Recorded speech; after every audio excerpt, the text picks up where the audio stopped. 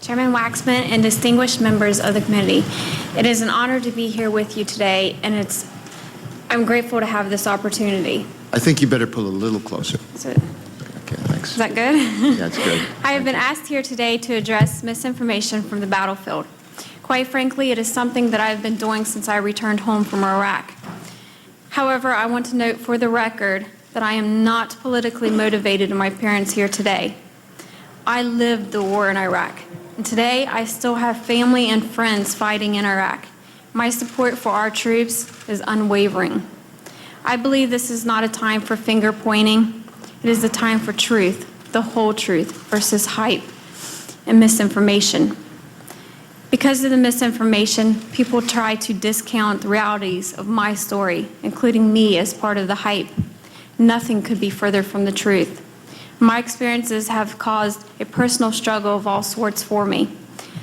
I was given opportunities not extended to my fellow soldiers, and I embraced those opportunities to set the record straight.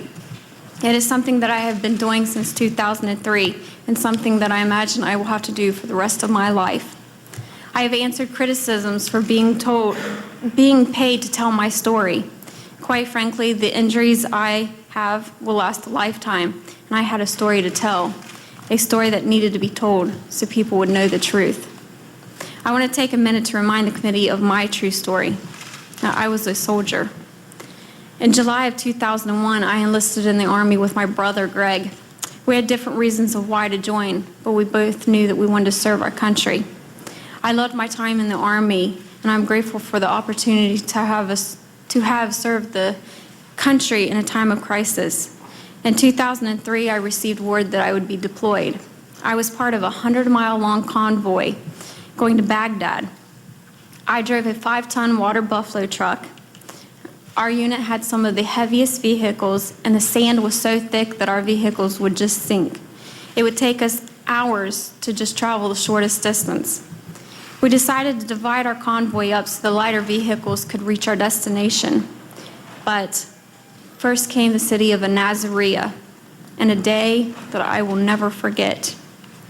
The truck I was driving broke down, and I was picked up by my roommate and best friend, Lori Paestua, who was driving our first sergeant, Robert Dowdy. We also picked up 2 other soldiers from a different unit to get them out of harm's way. As we drove through Nazareth, trying to get turned around to leave the city, the signs of hostility were increasing. There were people with weapons on rooftops and street watching our entire move. The vehicle I was riding in was hit by a rocket-propelled grenade and slammed into the back of another truck in our unit. 3 people in the vehicle were killed upon impact. Lori and I were taken to a hospital where she later died, and I was held for 9 days. In all, 11 soldiers died that day, 6 from my unit, and 6 others from my unit were taken prisoner, plus 2 others. Following the ambush, my injuries were extensive. When I awoke the Iraqi hospital, I was not able to move or feel anything below my waist. I suffered a 6-inch gash in my head. My 4th and 5th lumbar were overlapping, causing pressure on my spine. My right humerus was broken. My right foot was crushed. My left femur was shattered. The Iraqis in the hospital tried to help me by removing the bone and replacing it with a 1940s rod that was made for a man. Following my rescue, the doctors at Landstuhl, Germany, found in a physical exam that I had been sexually assaulted.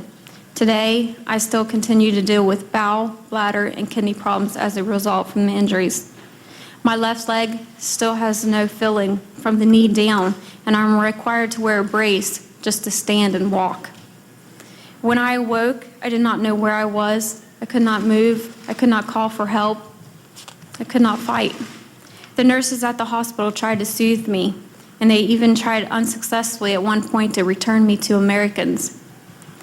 On April 1st, while various units created diversions around Nazareth, a group came to the hospital to rescue me. I could hear them speaking in English, but I was still very afraid. Then a soldier came into the room.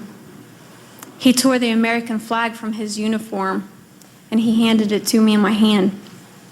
And he told me, we're American soldiers, and we're here to take you home." And I looked at him and I said, "Yes, I'm an American soldier too."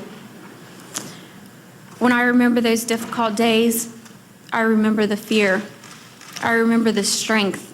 I remember that hand of that fellow American soldier reassuring me that I was going to be okay. At the same time, tales of great heroism were being told. At my parents' home in Wirt County, West Virginia, it was understaged by media, all repeating the story of the little girl Rambo from the hills of West Virginia who went down fighting. It was not true. I have repeatedly said when asked that if the stories about me helped inspire our troops and rally a nation, then perhaps there was some good. However, I'm still confused as to why they chose to lie and try to make me a legend when the real heroes of my fellow soldiers that day were legendary.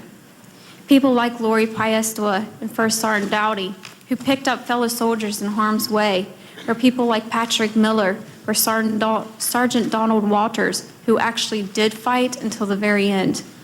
The bottom line is the American people are capable of determining their own ideals for heroes, and they don't need to be told elaborate lies. My hero is my brother Greg, who continues to serve his country today. My hero is my friend Lori Piestewa, who died in Iraq but set an example for a generation of Hopi and Native American women and little girls everywhere about the contribution just one soldier can make. My hero is every American who says, "My country needs me," and answers that call to fight.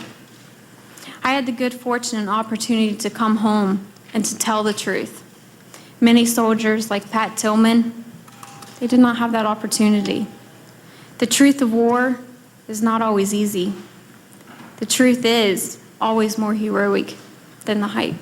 Thank you.